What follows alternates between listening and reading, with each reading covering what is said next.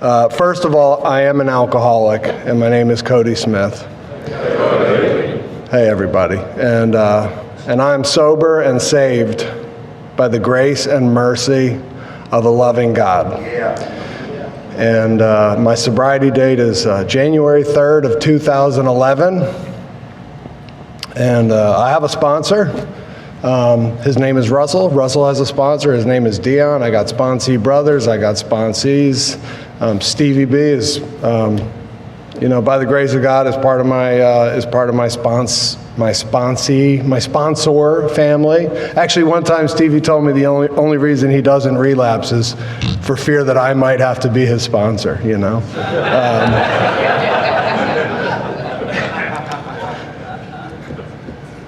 I have no idea what I'm going to say up here. Actually, I'll say a little prayer. I've said a lot of prayers. Prayer works.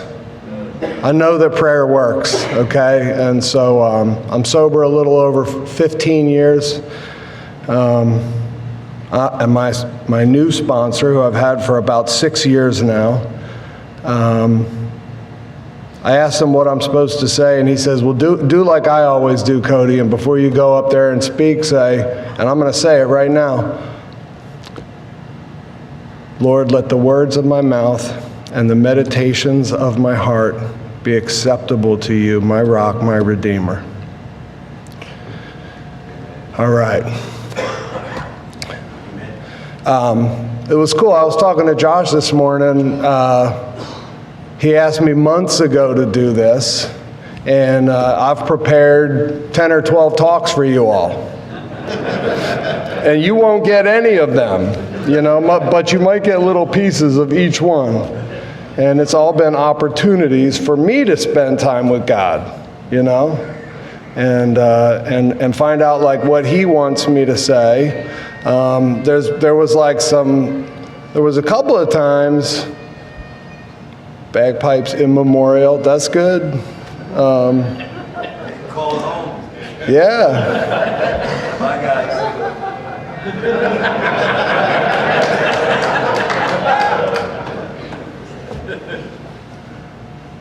That'd be cool, I'm all right with that. My bags are packed. I don't have a bucket list, This is it. This is like a bucket list item, So I probably should talk a little bit about what it was like. I might talk about what happened. As if what happened, as if there was one thing that happened, right? And then that happened. I want to thank the committee. This is a tremendous privilege, a tremendous opportunity. It's a tremendous responsibility. And the bagpipes are legit. That's not coming from in here. Y'all hear that? That's amazing. I thought that was like somebody's ringtone.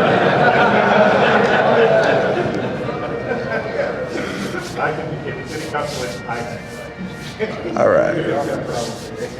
That's my theme music, The movie of my life. Yeah. I drank a lot and did a lot of other non-conference approved substances.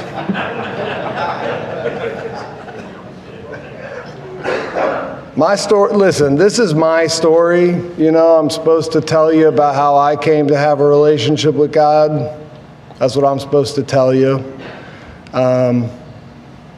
Hopefully that'll come out. Hopefully you'll figure it out. Hopefully you're given enough time and enough grace. Hopefully you're given enough willingness. Hopefully you're given enough honesty to start to figure some of this stuff out. I think I'm starting to figure some of this stuff out.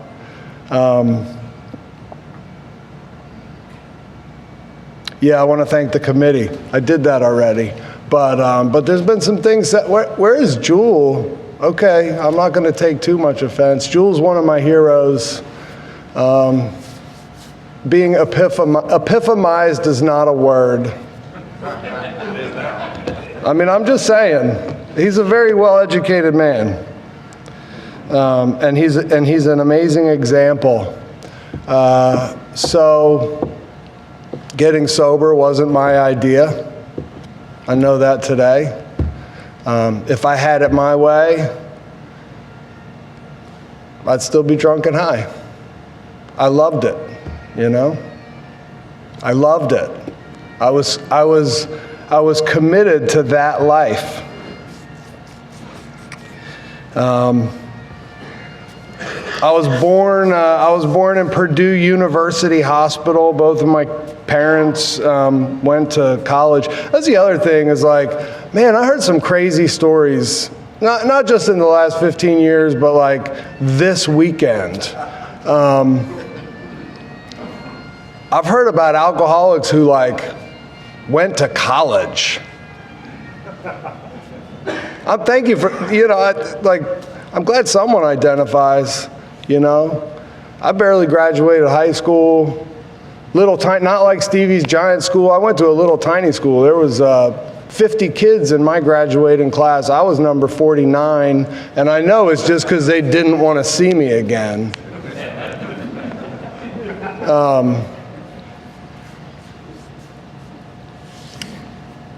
Yeah, jobs. I mean, people had jobs. People work, you know, it's like I was committed to one thing, you know. I was committed to drinking and getting high. I had a lot of potential.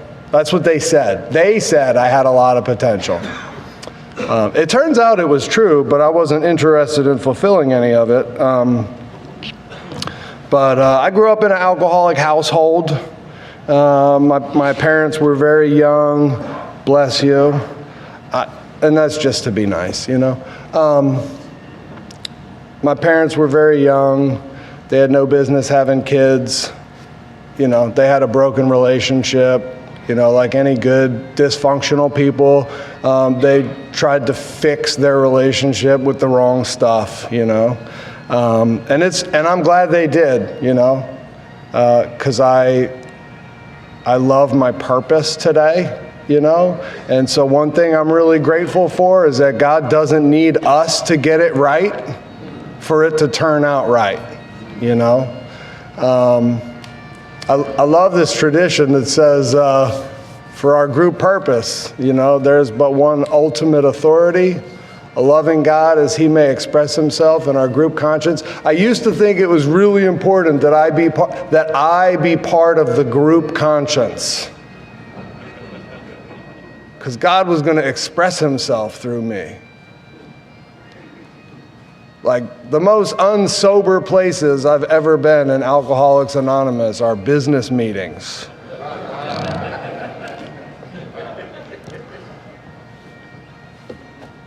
It's like, if you think alcoholics are keeping this thing together, you are not paying attention.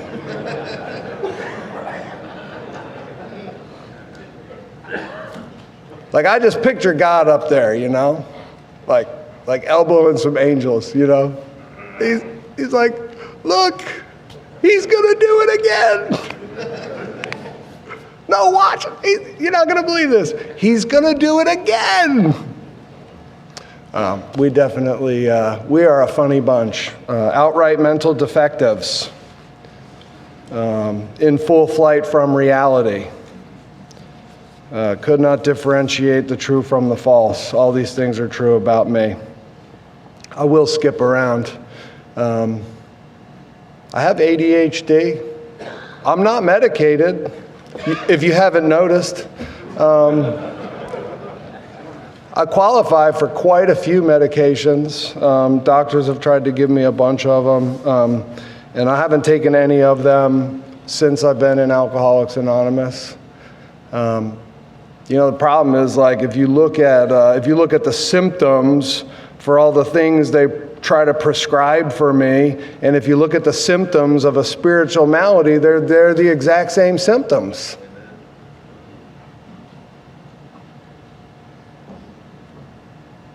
And I tried the drugs, and they didn't treat my problem. So it's like, you know, by rule of elimination, I must have a spiritual malady, you know? But let's see. I have a lot of time. I don't usually get this much time. Stevie doesn't usually leave me this much room. There's been a bunch of great speakers up here. I want to say a few things, a few notes that I took over the weekend. Just things that people said. You know, when Jules was up here challenging us and making the introduction, he claused, like, maybe you'll find some men who are really doing the deal. You know, and I'll just say, not everyone is really doing the deal. So don't be fooled, you know? But it's going to take time, you know? And that's why I pray you get the time. I pray you get the time to find out that there is a big difference between the fellowship of Alcoholics Anonymous and the fellowship of a spirit, which the fellowship of Alcoholics Anonymous may, in fact, lead you to. It may. It doesn't happen for many. Alcoholics Anonymous is a sad place. You know, one of the things I've gotten to spend some time over the past few years with a bunch of the men from the heavy hitters group, not just here, but they have an amazing meeting at 5:30 on Saturdays over there near the drive-in theater. And they got a lot of great taglines that they use. One of my favorites is, we joke, but we don't play. You know, and the big book talks about, you know, people would be shocked at the seeming levity. You know, the things that we laugh at are horrific, but just underneath there lies a deadly earnestness. And so somehow, we get to carry both truths. You know, we insist on having a good time. The joy of living is the theme of our 12th step, but like lives are at stake. You know, I'm excited to be up here. I'm really excited to be up here. It's very heavy to be up here. I relish the opportunity. And I also sit in the space of like, don't ask me to do it, but if you ask somebody else, you ask the wrong person. That's called alcoholism. Stacy is one of my new heroes. Stacy's going to help a lot of people. Stacy's got the light. Stacy came up here. And you could see it. You could see the quiver in the lip when he talked about the man that hugged him and said he was waiting for him his whole life. You know? That's a man who gets the deadly earnestness of what we're up against. I hate wearing a suit, man. I was like all excited to come and do this. I got my Vans on though, you know, because I got to keep it real. I got some little purple earplugs in. I like to be me. This is not me. I don't get to wear this suit very often, you know, but when I do, it's usually a very special occasion. And in Alcoholics Anonymous, you'll get some shining examples. And you'll get some dire warnings. And this suit is interesting. A couple years ago, a dear friend in the program, Joe, got married, and Joe asked me to come up to the pulpit and say a few words at his wedding. Man, Joe is not marriage material.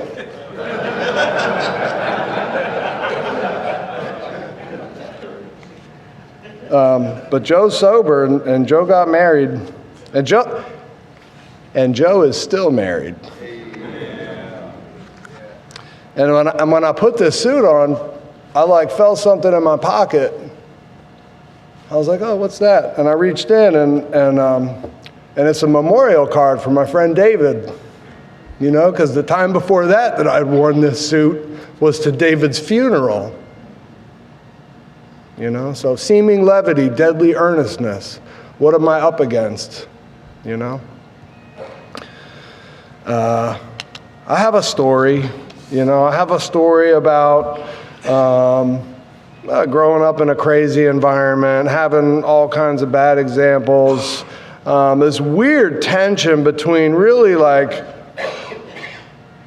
idolizing my dad and the way him and his friends got down and thinking that they were like super cool, wanting to be like them, you know, having them pull me in when they were setting off fireworks and fishing and you know, and giving me beers and then laughing at how much I had to piss, you know, because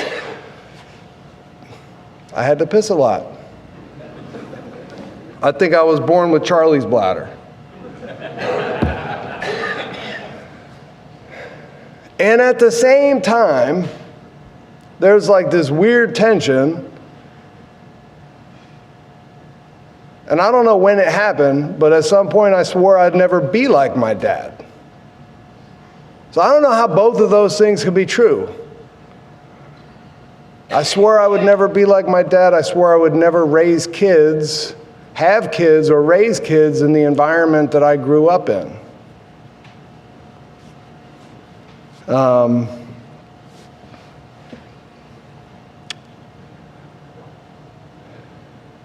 And that happened, you know? I was a convicted felon at the age of 20.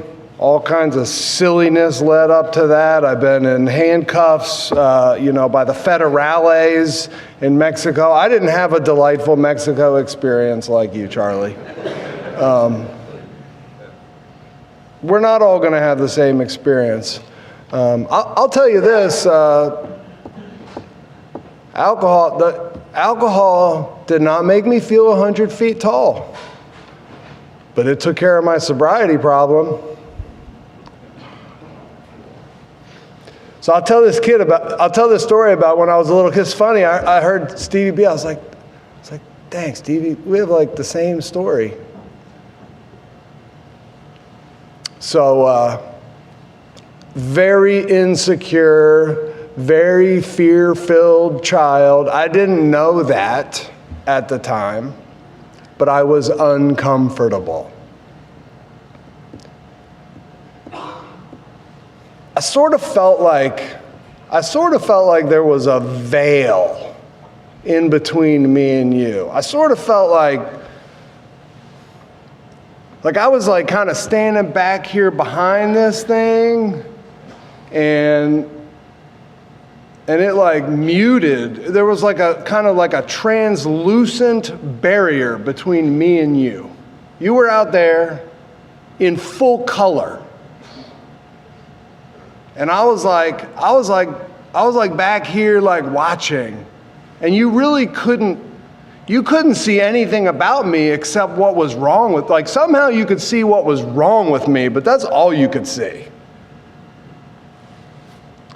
And I remember one day I had this experience where like I was living in Dublin, Pennsylvania, and I got to walk home from the bus stop with two older boys.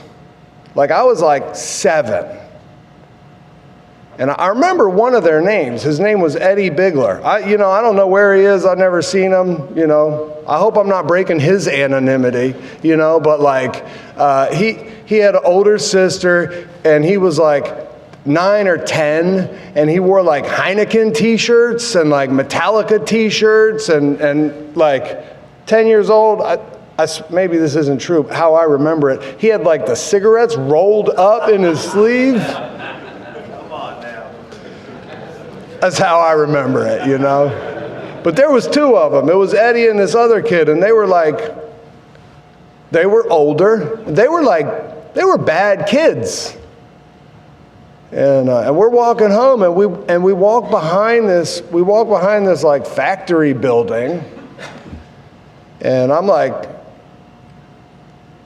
as I'm walking with these guys, I'm not behind the veil anymore. I'm like a part of this thing, you know? Like when I saw my dad and his friends, they had this thing, and I wanted that thing. And then I'm walking home with these kids that are like older than me and cool, and people could see them. So because they could see them, they could see me, and I'm somebody. And one of them picks up a rock and throws it through the window of this factory building. And I'm like, ooh, that wasn't good. Like, you shouldn't have done that. Obviously I didn't say that. But it occurred to me. And then the other one threw a rock through the window, and I was like, oh, I'm like, this is getting bad. Like, somebody's going to hear that. Like, we're probably going to get in trouble. Like, this is my inner dialogue is like, we should probably get out of here quick. And then they turn to me, and they're like, Cody, it's your turn. And I said, of course it is.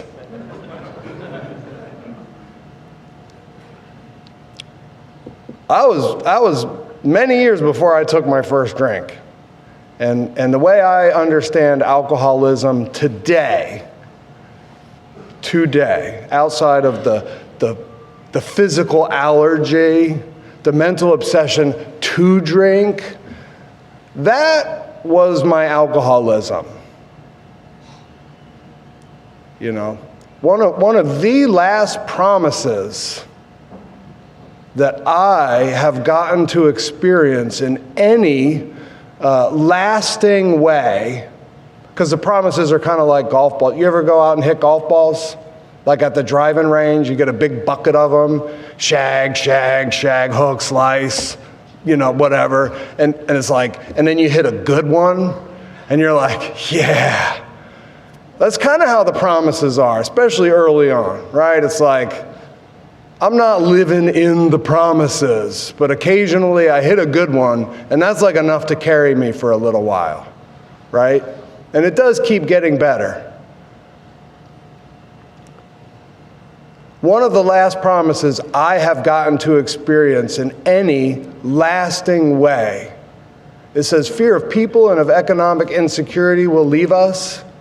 That fear of people, it helped me out a lot in sobriety. Not wanting to disappoint sponsors, you know, not wanting to not show up for my commitment for fear of what are they going to think about me, you know. Some of the eagerness with which I worked this program for the first 8 years of my sobriety, a lot of it was facilitated by my fear of people. You know, God will use my liabilities as an asset for His good purpose. God doesn't need me to get it right, which is a good thing because I won't.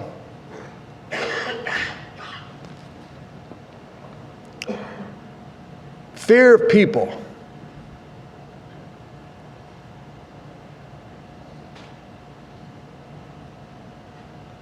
Spending money I don't have, to buy things I don't need, to impress people I don't like.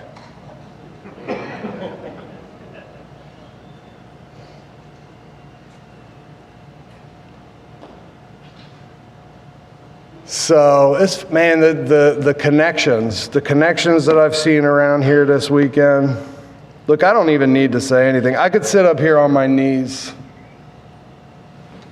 and you would get what you needed. Fortunately for you, I spend a lot of time on my knees. I don't know. I have the talking stick, so I get to just say some things I feel like saying. I've heard a lot of things in alcohol. Look, I love the movie The Matrix, okay? Great movie. Neo goes to the Oracle, and the Oracle tells Neo he's not the one. That's what he needed to say. That's what he needed to hear. It was wrong. but he needed to hear it, you know? And I've heard a lot of wrong stuff over the years in Alcoholics Anonymous that I needed to hear. I mean, you can't know real currency unless you've handled enough counterfeit currency. Have you ever heard, I forget who talked about, somebody talked about, I want to give them credit, the disease being like a Secret Service agent. You know, yeah, you heard, oh, was that you? So Stevie B, did you guys hear Stevie B? Look, can we give it up for Stevie B?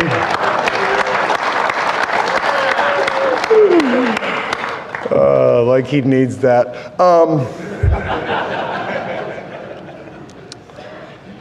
You ever heard the disease is like in the parking lot doing push-ups? You ever heard that? As if the disease is that polite, you know? Like, here, why don't you go and see if you can work on getting a head start on me? Like, the disease is right here.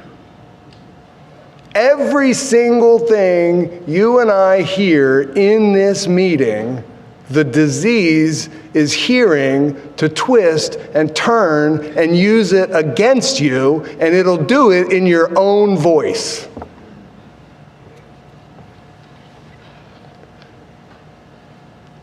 Alan Fisher used to say, don't be slick about being sick. I got a good friend named Mike G, and he and I came into the room at the same time, and you know, by the grace of God, I have 15 years sober, and Mike G, I think, is like just collected his 430-day coin, and you know what one of his favorite things to say is? All I have is today. That's scary, dude. All I have is today, you know?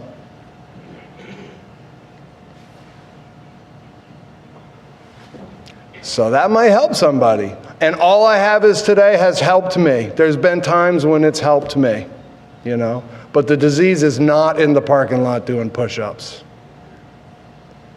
It's sitting in your lap, you know?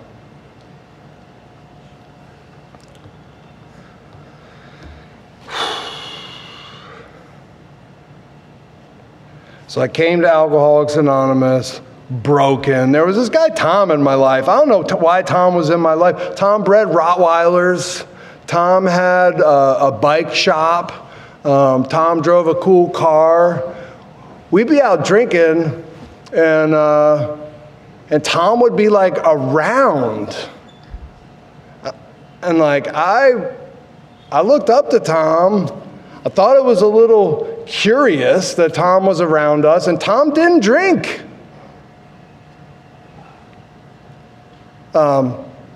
Tom prescribes to, what do they call it, California sobriety, which, by the way, anything that you put, like, if you have to like qualify what kind of sobriety you have, you're not in fact sober.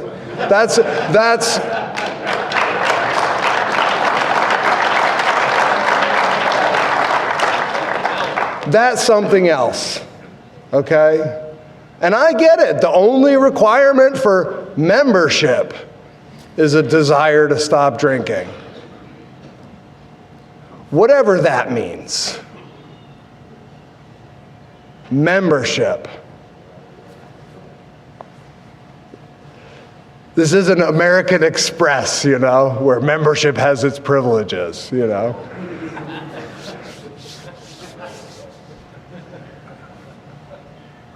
I mean, membership in Alcoholics Anonymous, anybody can have it, you know. Have. There's a great episode of Seinfeld, you know. It's like he goes to pick up his car, he made a reservation, you know. And they don't have his car, and he's like, I don't think you understand this whole like reservation thing, you know? Well, you took my reservation. Yeah, take. Anybody can take a reservation. It's the holding of the reservation that actually is a reservation, you know?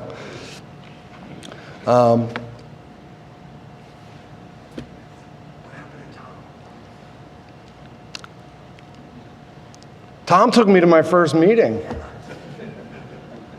Thank you. This is a we program. I have ADHD. I'm not medicated. I want to get to the miners too. There's been a lot about mining, and mining has been on my heart, so I do want to talk about that. Bill writes some great stuff about mining, limitless loads. Tom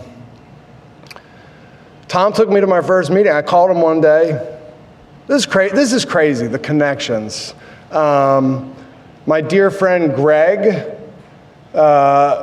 who's like been a rock dude for a long time.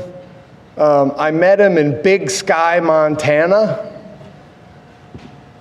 at an AA meeting, you know, and then we hooked up here in Atlanta. It's crazy. I knew I had a problem for a long time, and I tried a lot of different solutions. I read a lot of books. I made a lot of moves.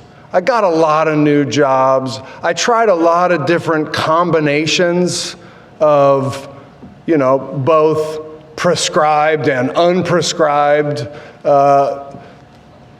pharmaceuticals and beverages.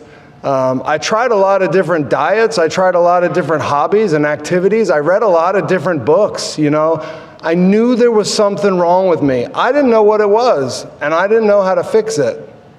I've always been in pursuit of a party that never ends. And in Alcoholics Anonymous, I found all three. I found out what was wrong with me, I found out how to fix it, and I found a party that will never end.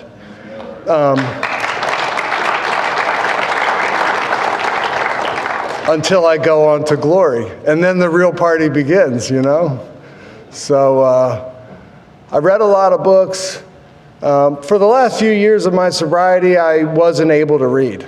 For the last few years of my drinking career, I really wasn't able to read. I had done so much damage, you know, that I couldn't focus on anything. And I bring this up because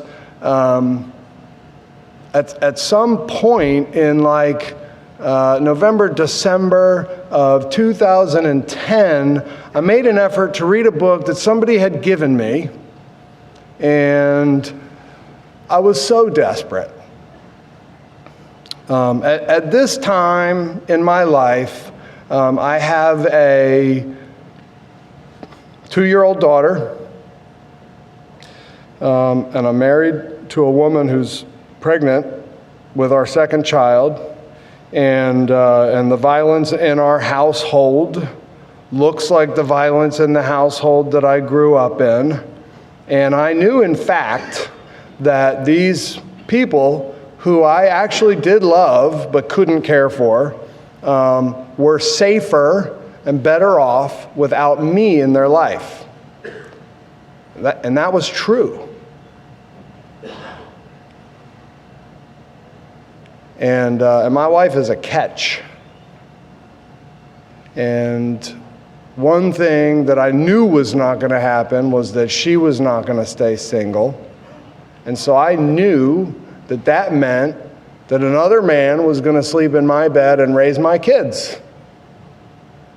And by the grace of God, like, I accepted so many demotions, let's call it. You know, there's a thing in the back of the big book. It says a normal person will adjust their habits to accommodate their goals, but the alcoholic adjusts his goals to accommodate his habits.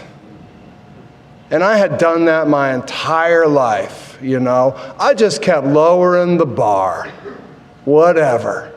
Oh, that requires effort? It's not that important. And then I would bash the people who made the effort, you know? I would like tear that thing that I couldn't get down.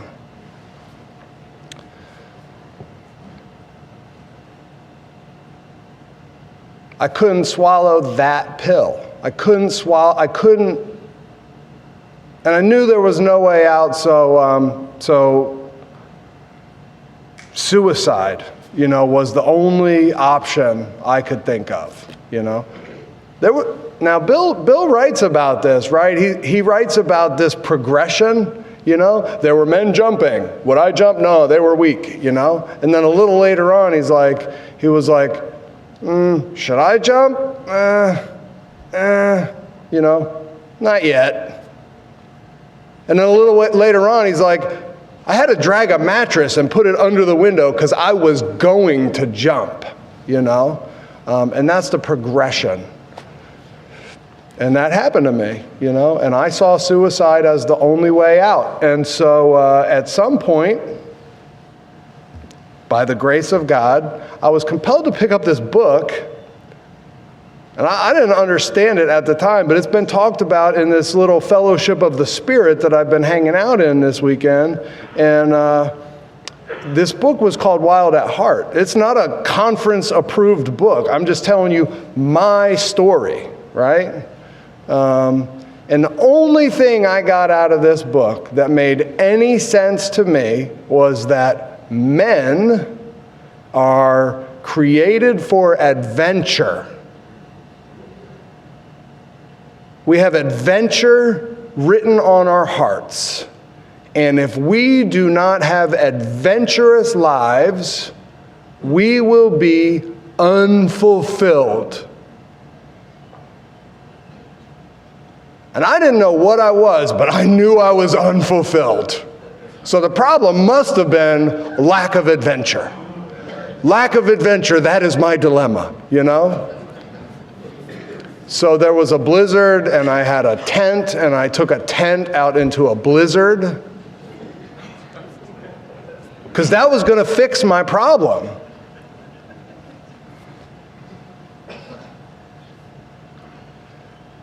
And I don't know how much time you've spent in a tent in a blizzard. But it's weird out there.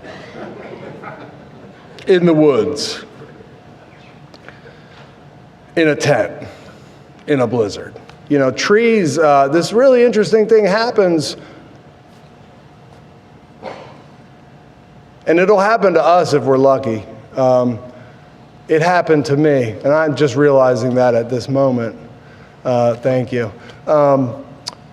So as trees get cold, they become a little more brittle. And the branches on trees start to collect snow. And as they collect more and more snow, eventually there's a breaking point. And they might have like hundreds of pounds of snow on these branches that has accumulated before you hear a very loud crack and a very loud thud when the branch cracks and all that snow hits the ground. Very scary sounds in a tent in a blizzard. And so what happened to me out there, I understand in hindsight. I don't understand it at the time. I did not go out into that tent a praying man. But while I was in that tent, I looked up and I said, if I'm supposed to die, just please let me die out here tonight. And a couple days later, I called Tom and said, Tom, I think I need to go to a meeting. So I do think like I died out there that night. And in a lot of ways, I feel like I took the first 3 steps out there and I didn't even know what the first 3 steps were. I didn't know what steps were, but I surrendered in that tent that night. I gave up. I had no more ideas. Here is my life. Please take it from me. I don't want it anymore. I have become such a burden to me. And apparently, Apparently that's required for what the big book calls successful consummation of the process, you know? And I didn't even know what the process was. Alcohol worked it out for me. You know, alcohol did that for me and my choices, and alcohol did that for me. So that was a book called Wild at Heart that I read that sent me out into the woods. And I hear these, like Greg's story about Wild at Heart and having a guy in his cabin today who's the son of the man who gave him a copy of that book like 20 years ago. You know, like you can't stay sober long enough, like, to see these things that you cannot make up. Please.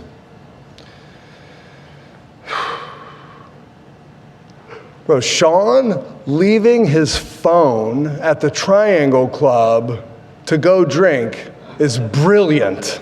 Is Sean here? Kudos. I got to listen to Ron talk about taking care of his wife. Is Ron here? Another giant, another hero of mine. So I came to Alcoholics Anonymous, broken. You know, I called Tom. I was like, Tom, I think I need to go to one of those meetings. He picked me up that day. He took me to my first AA meeting. He did not prepare me at all. I mean, fortunately, I was broke. But I think I had like $7.62 in my pocket. And and the basket went around, and I did this, you know, like I emptied my pockets. You know, nobody said like, please put a buck in the basket. I didn't know what was happening. The basket went around. And I'm just telling you that because like I went all in. You know, it was like, I don't know what you guys got here, but you passed a basket around, and I was like, I need whatever it is that is here. Because there was a hope here, there was a power here, there was a light here, there was a love here that I didn't know, that I hadn't experienced. I could sense the levity, I could sense the earnestness, and I knew there was I put like my last $7.62 into that basket. Tom was like, what are you doing? I was like, I'm making my donate. He's like, you're supposed to put a buck in the basket. Thanks for telling me, you know. I could have used that. Probably it's a good thing I didn't still have that money, you know. It all works out. I got all in. I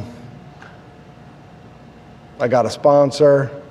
He was like slow playing me. It was like really weird. This sponsor was like slow play. I'd ask him questions. He didn't have the answers. He'd be like, let me go ask my sponsor. We'd make a plan to get together. He'd be like, oh, you know, I got to change it because I got a date with my girl tonight. And I'm like, I'm dying. I'm going to 3, 4, 5 meetings a day of Alcoholics Anonymous because it's the only place the squirrel cage stops. You know, it's the only place I feel any semblance of sanity. I leave the meeting, I'm crazy again. I go back to the meeting, I'm like, I'm gonna be okay. I leave the meeting, I'm crazy. I go back, I'm gonna be okay. You know, if I'm in a meeting, I'm okay. If I'm not in the meeting, I'm not okay. It's like really simple. It's a simple program. If I'm in the meetings, I'm okay.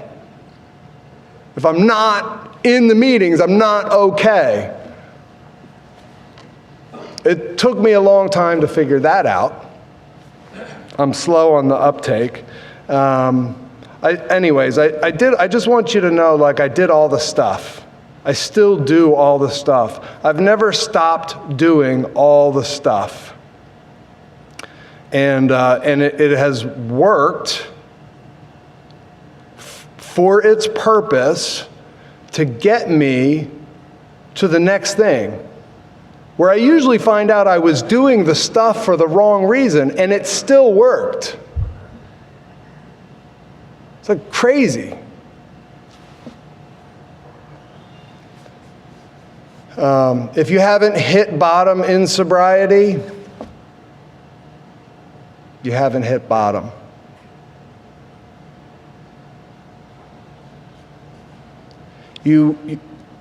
I could not understand alcoholism without a lot of time sober. You know, if you want to find out if you have a problem with something, stop it. I don't care what it is, you know. If you want to find out if you are in fact addicted to sugar, stop eating it. If you want to find out if you're addicted to alcohol, stop drinking it. I knew before I got here that I needed more than sobriety, because I had tried this like abstinence thing. Like, I just remember my wife holding my 9-month-old daughter on her hip and like looking at me with a tear in her eye, saying, because I was like 5 days sober. This is pre-Alcoholics Anonymous. And I remember her looking at me and saying, "Why are you doing this to us? Will you please just drink? Please. It's so much less painful when you're drunk." Because my problem is sobriety. It's always been my problem, you know? And I'll get high off of your approval, and I'll throw rocks through windows. I'll do all kinds of dumb shit with my life, you know? Seeking to have the veil torn.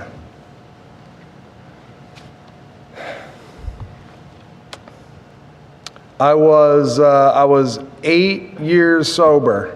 I've got like two different halves of my story. The way I see it today, like I've sort of got this like Bill's story at the front of the book.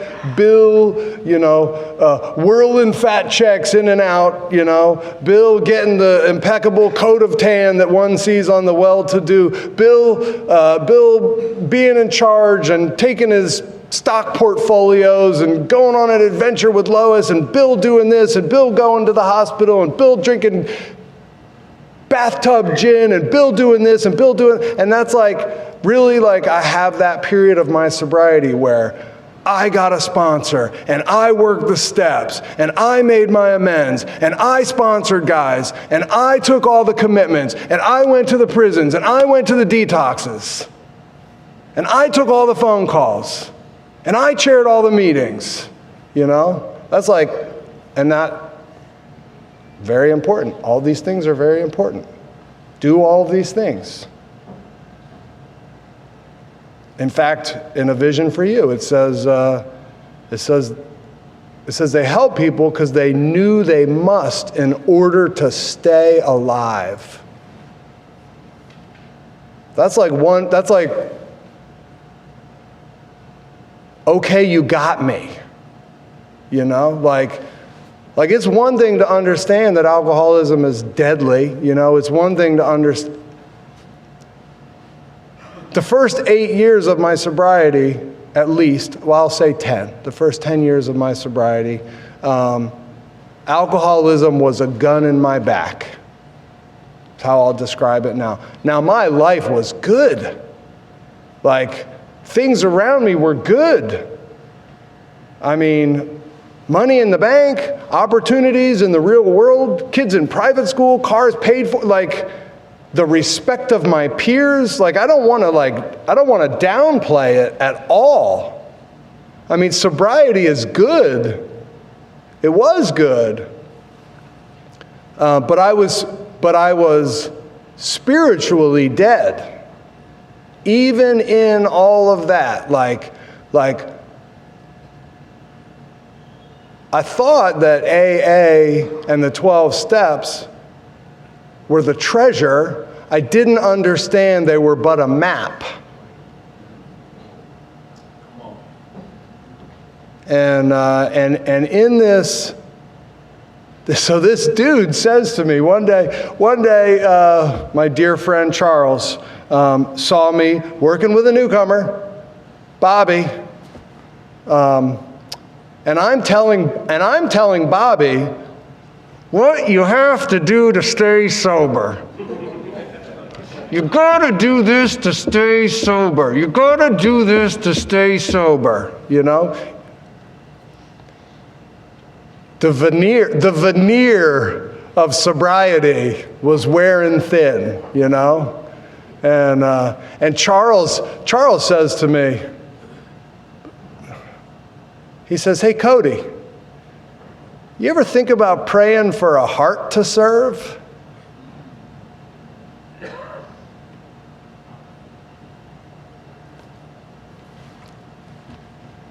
Alcoholism is a heart problem.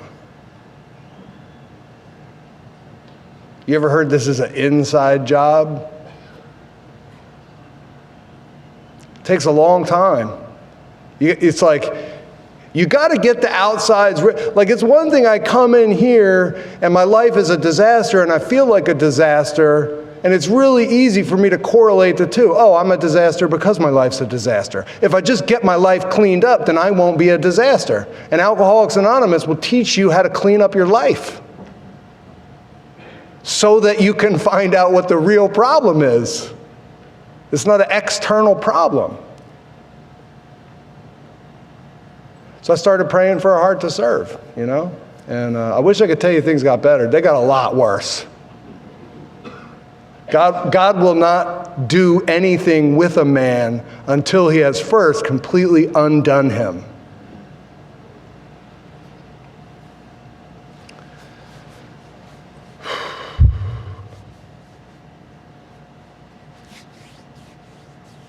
So Joe, who asked me to be in his wedding, or asked me to come speak at his wedding, he was really struggling, you know, and I'm his sponsor. He doesn't know how much I'm struggling. He can't know, you know. I'm like sober a long time. He like looks up to me, you know. And he invites me to do this like thing with him. And one of the things that we decided to do was to listen to speaker tapes. When we found a list online of like the 75 best AA speakers. And so we're listening to one every day, and on this list, this one guy keeps turning up over and over again.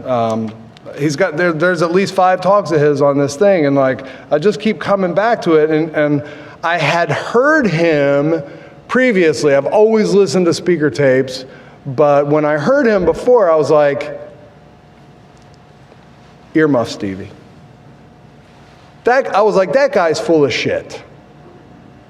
That's what I thought. You know, that's not the AA that I've never heard anybody, like that's not what we talk about in AA. Like he doesn't know what he's talking about. And I don't know, I was broken enough to hear what he was saying. And he told this story, and I'm going to tell it because it changed my life. He told this story, it's a true story. It's a story about mining. It's a story about a gold rush that happened at Alder Creek, which is not far from Brannock, Missouri, or Brannock, Montana. It's all the same. And there's people involved. And these people have names. It was, and I don't remember their names, so I'm going to read them to you because I think it's important. Bill Fairweather, Henry Edgar, Barney Hughes, Thomas Cover, Henry Rogers, and Bill Sweeney. They were known as the Fairweather Party.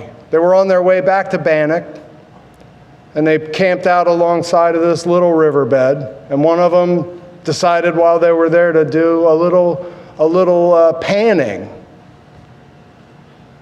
And he found gold. And then he kept picking, and he found more gold. And more gold. Like it was finding like lots of gold. And one of the things that they realized was that they didn't have the necessary equipment to stake the claim. Right? So it was like vulnerable to be taken by someone else. So these guys got together. They made a pact. We're going to keep this a secret. We're going to go into town. We're going to go to Bannock. We're going to pick up our mining equipment, the necessary equipment, to do this mining so that we can come back and stake this claim. And so they go into town, they split up, they go in their separate directions, and they procure their supplies, and they have a meeting point. They're like, okay, everybody go grab their stuff and come back to this meeting point. All right, and interestingly enough, I was looking for it was called the meeting point was called Point Rock. Interesting. They get back to the meeting point and they turn around and there's this drove of people following them. And they're looking around at each other, getting angry with each other. And I think it was Bill Fairweather, as I've read the story, who spilled the beans? They're pointing fingers at each other. And somebody from the crowd speaks up and says, "No one spilled the beans. We could see it in your eyes."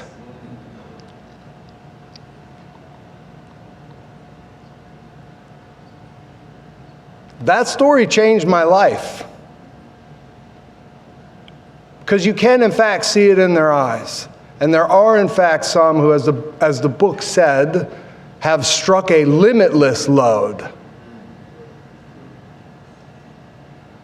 And they insist on mining it every day and giving away the entire product because they have faith that it's a limitless load, And there's the kind of giving that you do when you have a gun at your back, and you have to give. And A Vision for You talks about it. It says that motivation is transcended. That means there's another motivation. The sixth step talks about the separation between the men and the boys. That means there is, in fact, a separation. It's a known separation. Jules talked about, hopefully you'll find some men who are actually doing the deal. Membership to Alcoholics Anonymous is great. Access to the fellowship of the Spirit is a different deal. There's loads, and then there's limitless loads. The sixth step talks about settling for a limited, self-determined objective. Whatever you want. Whatever you decide. And here's the thing. I will fight for your right to be here however you want to be here. Because I needed it. I needed to be here for the wrong reasons. I needed to be here not knowing who God was. I needed to be here with this idea that there is one. But it was there is one. Sure, there is. There better be. Because I'm in big trouble if there's not.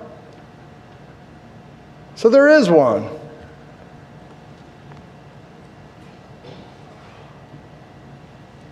But today I know there is one. And our founders knew there is one. Stevie's part of the Golden Text group. You all know the Golden Text, right? It's in the big book. It's on page 191, I believe. The Golden Text.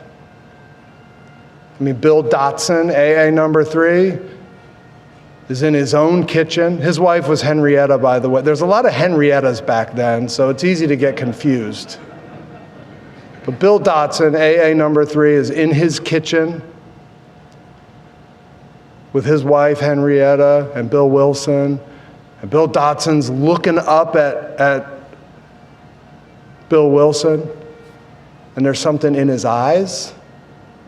And he says, "I'm sober." He's like, "I'm sitting here sober, but there's something about him that's different. He's got something I think a person ought to have. He has a release." He doesn't care what people think about him, right? He has a release. He's like, I'm sitting here scratching my head trying to figure out what it is. And then he says it. He says, Henrietta, the Lord has been so good to me, curing me of this horrible disease that I just have to keep telling people about him. And that became a sort of golden text for our group.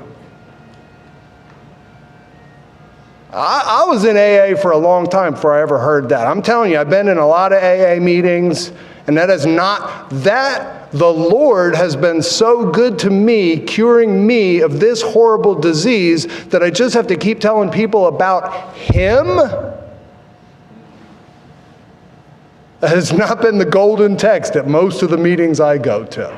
I hear, don't talk about the God thing so much, you're killing the newcomers, you know.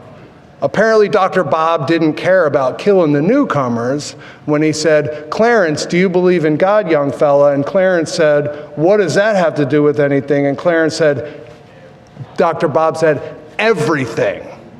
I suppose I do. Suppose nothing. Either you do or you don't. Okay, I do. Okay, good. Get down on your knees and pray. I don't know how to pray. Of course you don't. You can read all this in Dr. Bob and the Good Old Timers. So I'm listening to the speaker tape. I had been praying for a while for a heart to serve.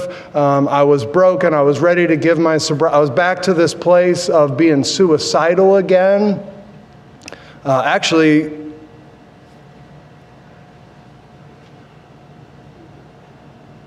I heard this miner's story, and I was like, yeah, you know, I've met a few guys. There have been a few men in Alcoholics Anonymous who have impacted my life differently. And so I started actually pursuing. COVID happened, and this really weird thing, Zoom started happening. It like broke down these geographical barriers. I actually started to look for this man. I started to look for this man who I had heard speaking, and I found him. I found Russell. Because he when he speaks, he talks about what the name of his home group is. And then like Zoom happened and all the home groups moved to Zoom. And so I Googled and I found and I started going to this meeting. And I ended up talking to him one day. And I heard him say, you know, Cody, you can do the 12 things over and over and over again. And if you miss the one thing, you'll have nothing.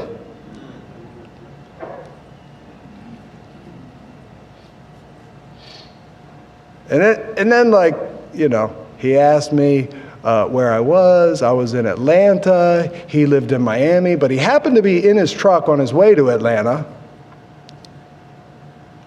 because his daughter and son-in-law lived here. And he said, we should get together. And so we did. I mean, that's probably just, you know, a coincidence.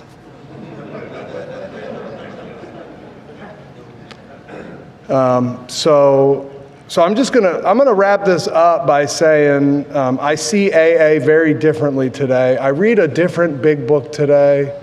Russell said, Cody, have you ever heard, rarely have we seen a person fail who has thoroughly followed our path? I was like, yeah, I think I heard that before.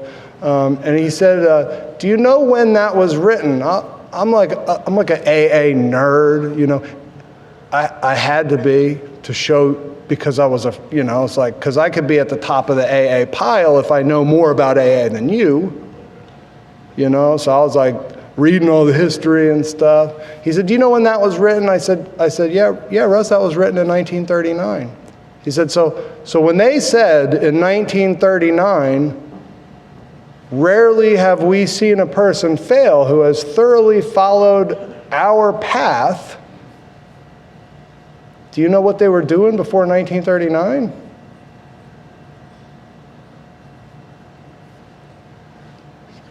Like, no, you know, like, so why don't you read Dr. Bob and the Good Old Timers? And Dr. Bob's very clear, you know. All of our answers came from the good book. The books we found absolutely essential were 1 Corinthians, the Sermon on the Mount, and the book of James. AA was almost called the James Club. And we made room for everybody. Because if you read the third tradition, it says, what would the master do? You know, fortunately, Dr. Bob knew who the master was, and he knew that he let everybody sit at his table. He didn't conform to them, but he let them sit at his table so they could be exposed to him. Because that's what does the changing. He does the changing. And so I became open to a whole new set of ideas, you know?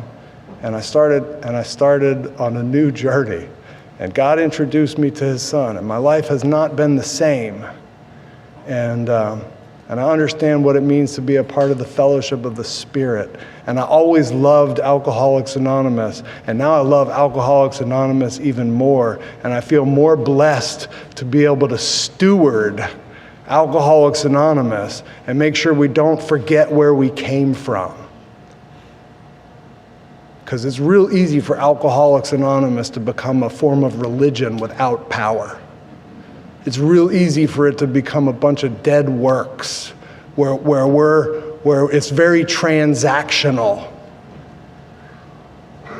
And I work another step like I need another drink. And I take another sponsee like I need another drink. You know, if a mere code of morals or a better philosophy of living would have been enough, we'd have gotten better a long time ago. What happens when AA is your code of morals and your better philosophy? Like, it's just a map.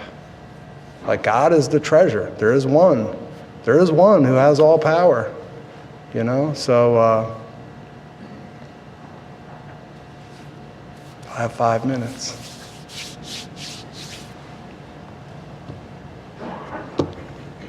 You could see it in their eyes.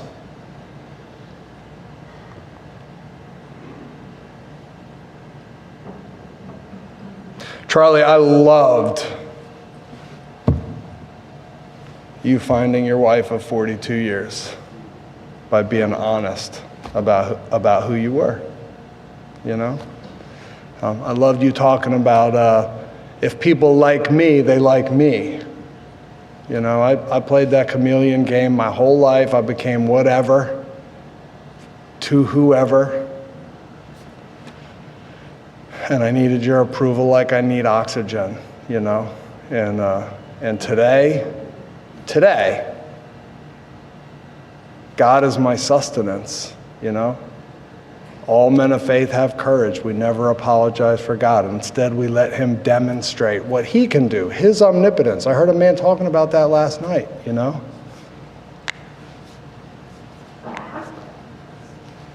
Alcoholics Anonymous works in spite of alcoholics, not because of alcoholics. We are here because he wants us here, not because we're doing a good job. And if we are doing a good job, of myself I am nothing, it's the Father who doeth the works, you know. Dr. Bob was real clear on the last page of his story. He said, if you're an atheist, if you're agnostic, if you have any form of intellectual or spiritual pride which keeps you from accepting what we offer, I feel sorry for you. Your Heavenly Father will never let you down. Thank you for letting me share.